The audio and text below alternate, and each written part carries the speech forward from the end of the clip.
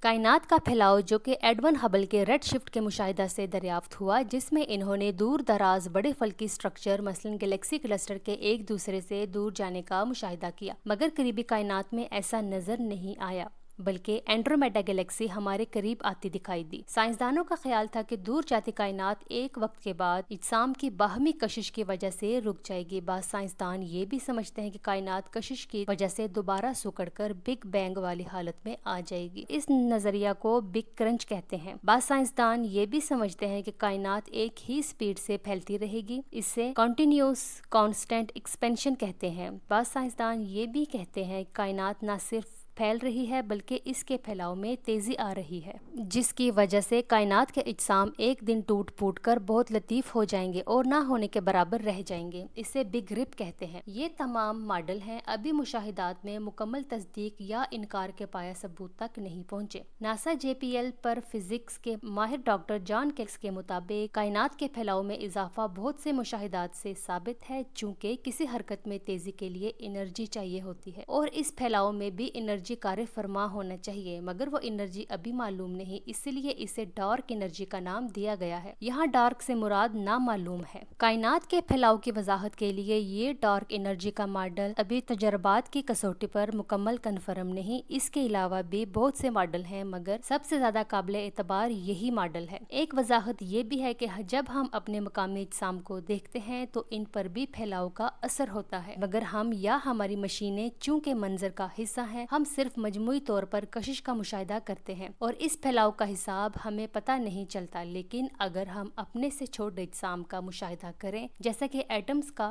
ہمیں کائنات کا یہ مظہر وہاں بھی نظر آئے گا اور ہم حقیقت بہتر جان سکیں گے۔